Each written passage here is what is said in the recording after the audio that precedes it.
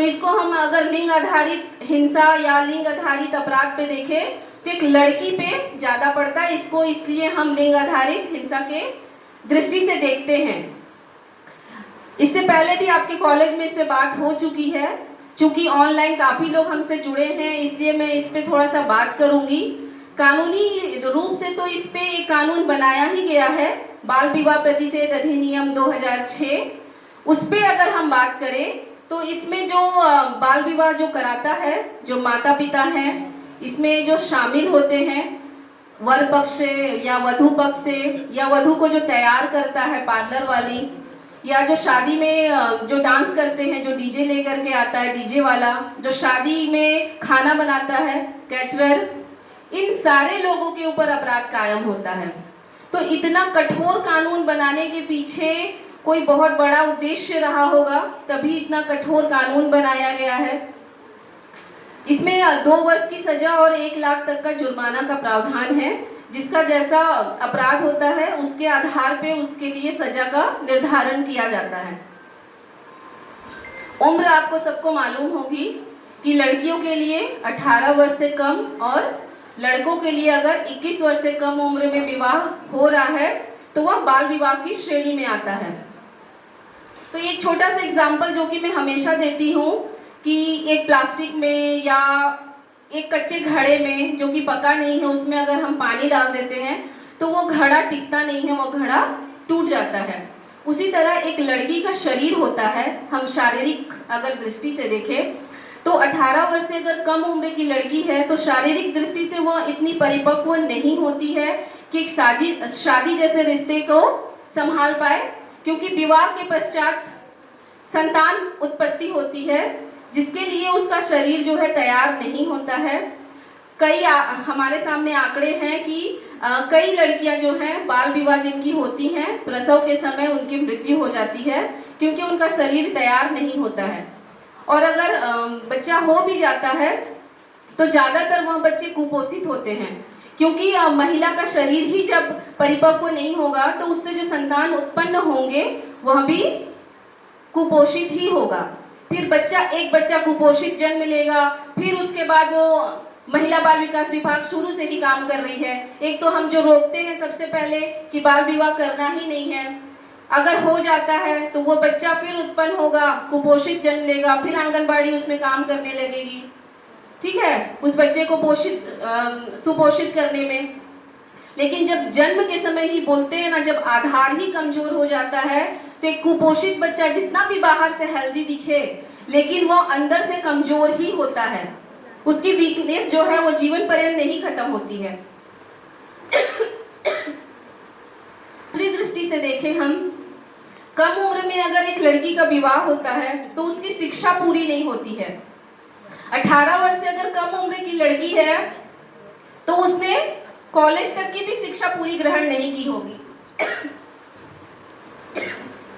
को लेकर के सजग तभी होंगे, जागरूक तभी होंगे जब आपके पास शिक्षा होगी, और शिक्षा के अभाव में आप अपना पूरा जीवन अंधकार में व्यतीत करते हैं, क्योंकि आपके साथ जो होगा, आपके घर में आपको जो बोला जाएगा कि यही रीति रिवाज है, यही परंपरा है, तुमको ऐसे ही चलना है, तुम जीवन पर्यंत उसी तरह चलती जाओगी। और इससे सिर्फ तुम्हारी हानि नहीं हो रही है, तुम अपने बच्चे को भी ऐसे ही शिक्षा दोगी और तुम अपने साथ जुड़े जितने भी लोग होंगे सबको यही शिक्षा दोगी। इसलिए बाल विवाह करना एक बहुत ही बड़ा अपराध है, इसको रोकना हम सबकी जिम्मेदारी है। और सबसे पहले तो अपने ऊपर काम करना चाहिए और अपने परिवार पर काम करना चाहिए कि जहाँ भी एक बाल विवाह हो रहा है हम उसको होने ही ना दें। और बहुत सारी स्थिति ऐसी निर्मित हो जाती है कि जिसमें बाल विवाह करने के लिए माता पिता मजबूर हो जाते हैं, तो ऐसी स्थिति उत्पन्न ना होने दें। कभी कभी हम ऐसे केसेस देखते हैं, हमको खुद में ऐसा लगता है कि हम क्या काम कर रहे हैं, हम क्या अवेयरनेस कर रहे हैं। हम नाबालिग बच्चियों को पाते हैं कि वो गर्भवती है, लड़के को मजबूरी में उससे विवाह करना पड़ रहा है। तो ऐसी स्थिति क्यों निर्मित होती है?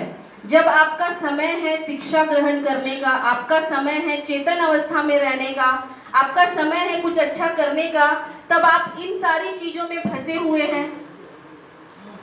एक नाबालिग बच्ची शादी के पहले गर्भवती हो गई, ये कितनी बड़ी बात है। और ऐसा हो रहा है,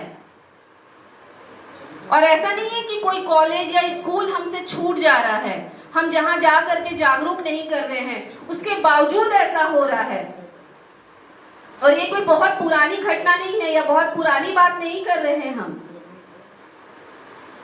हम रिसेंट की ही बात कर रहे हैं कि एक 17 वर्ष की बालिका 2 महीने की गर्भवती है।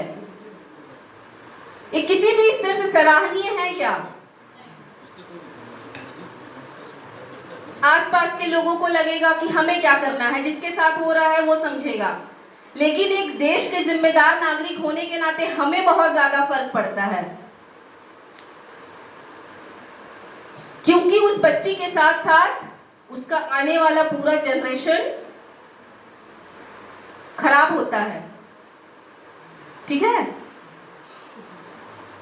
तो बाल विवाह ना ही करना है और ना ही करने देना है। ठीक है, तो 2 या 3 अधिनियम के ऊपर काम करते हैं, जिसपे एक बहुत ही महत्वपूर्ण अधिनियम है पॉक्सो एक्ट। जानते हैं आप लोग? Protection of children from sexual offence. नाम से आप लोगों को कुछ समझ में आ रहा होगा। इससे पहले हुआ है यहाँ पे इस टॉपिक को लेकर के, इससे पहले मेरा जो सेशन था इस टॉपिक पे बात नहीं हो पाया था। मालूम है थोड़ा बहुत किसी को? के बात करेंगे हम लोग, ठीक है, तभी आप लोगों को समझ में आएगा। और हमसे जितने लोग जुड़े हैं, कुछ लोग तो थोड़ा बहुत लाभ लेंगे इससे। बहुत जैसे बाल विवाह में जो बता रही थी, उससे अगर मैं आप लोगों को जोड़ करके बताऊं, ये जो पॉक्सो एक्ट है, ये इसमें बालक शब्द का प्रयोग होता है, और प्रत्येक बालक मतलब बालक या बालिका, इसमें दोनों ही आते हैं, और इसको हम बालक शब्द से अभिप्रेत है, जो कि 18 वर्ष से कम है, वह बालक की श्रेणी में आता है। उनके लिए यह कानून बनाया गया है। सेक्सुअल मतलब क्या समझ में आता है कि लिंग के आधार पे जो भी अपराध होते हैं बच्चों के साथ, चाहे वह लड़का हो या लड़की, यह अपराध ऐसा नहीं है कि सिर्फ लड़कियों के साथ ही होता है, लड़कों के साथ भी होता है। ठीक है, लिंग के आधार पे छोटे से लेकर के बड़े तक अगर हम देखें, छोटे में जैसे कोई अश्लील चित्र किसी को जबरन दिखाना, या उसके चित्र या वीडियो को प्रेषित करना एक जगह से दूसरे जगह, या फिर अगर हम बड़े रूप में देखें या दीर्घ रूप में देखें, किसी वस्तु, धातु या लिंग का बालक के लिंग में प्रवेशन करना, या फिर प्रवेशन करते हुए पोर्नोग्राफी के लिए बालक का उपयोग करना, इन सारे अपराधों को पॉक्सो एक्ट में जोड़ा गया है। और इस एक्ट में 3 वर्ष से लेकर के आजीवन कारावास तक की सजा का प्रावधान किया गया है।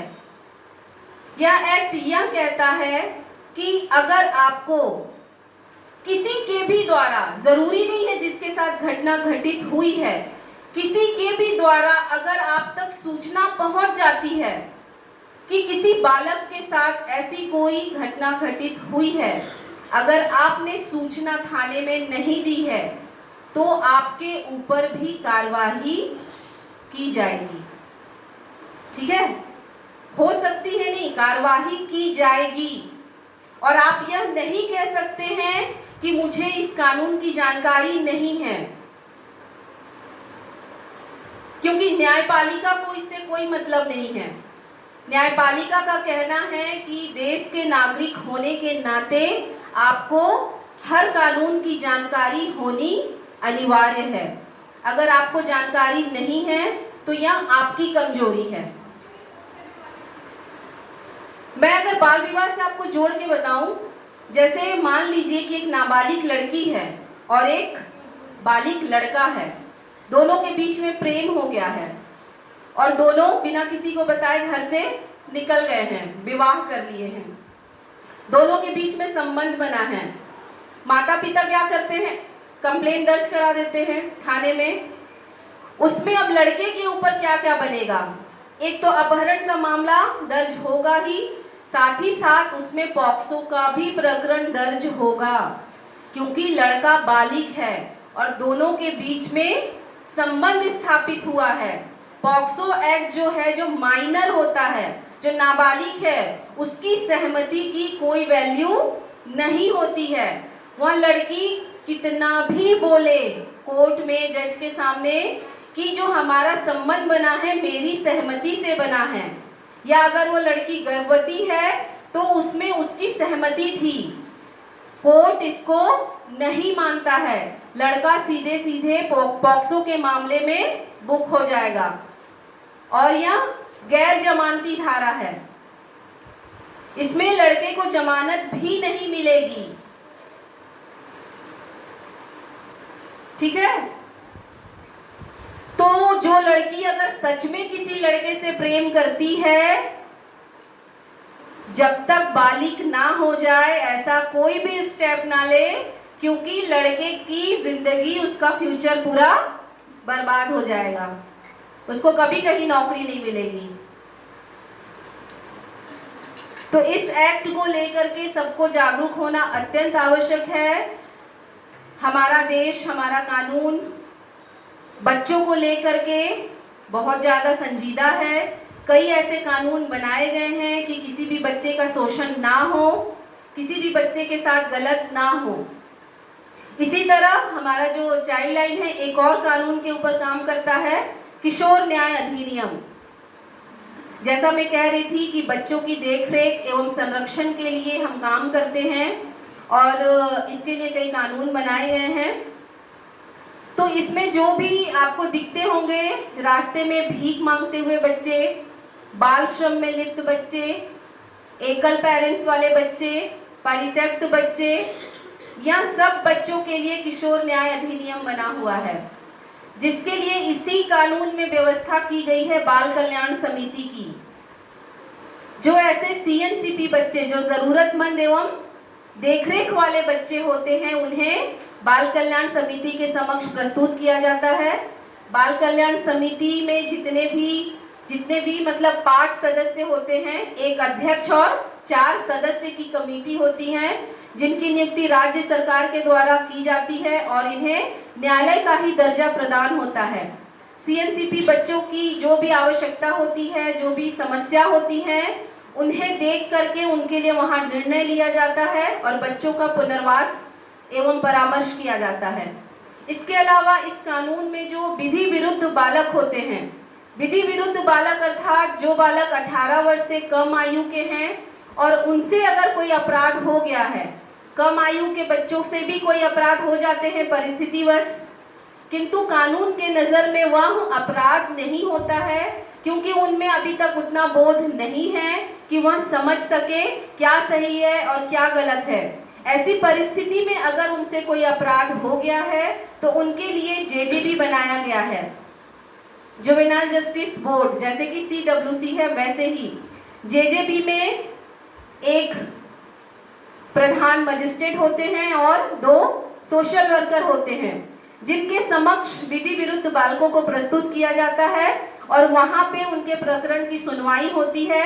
और इस सुनवाई के दौरान, प्रोसेस के दौरान बालकों को जैसी स्थिति होती है, अगर परिवार में रहने योग्य नहीं है तो उन बालकों को इस दौरान ऑब्जर्वेशन होम में रखा जाता है, जो कि अंबिकापुर में है, वो भी इसी कानून के अंतर्गत आता है। किशोर न्याय अधिनियम बहुत ज़्यादा बड़ा है, इसको मैं सबको सजेस्ट करूंगी कि आप लोग पढ़िए। इसमें कई मतलब 112 अध्याय हैं, ठीक है, बहुत लंबा चौड़ा ये कानून है। तो मैं सजेस्ट करूंगी कि सब लोग एक बार इसकी एक बुक लीजिए और सब लोग पढ़िए। इस कानून को जानना अत्यंत आवश्यक है और आप लोग को तो जानना ही है, साथ ही साथ अगर ऐसे कोई बच्चे आप लोगों को कहीं भी दिखते हैं तो टोल फ्री नंबर 1098 में आप फ़ोन कर सकते हैं। ऐसे बच्चों को हम रेस्क्यू करके इन्हें सीडब्ल्यूसी या तो फिर जेजेबी के समक्ष प्रस्तुत करके इनकी सहायता करने का प्रयास करते हैं। इसके अलावा एक और टॉपिक है जिस पे हम लोग अभी काम कर रहे हैं, बच्चों के मानसिक स्वास्थ्य के ऊपर। जैसे कि अभी आप लोगों के एग्ज़ाम का टाइम आ गया है। एग्ज़ाम्स प्रारंभ तो नहीं हुए हैं ना, अभी नहीं हुए हैं, तो परीक्षा का समय है, बच्चों के ऊपर बहुत ज़्यादा प्रेशर रहता है। मानसिक स्वास्थ्य क्या होता है समझ में आता है किसी को? किसी को भी? मानसिक परेशानी किसी को होती है, कभी भी हुई है आप लोगों में से? बताइए, आप बताइए।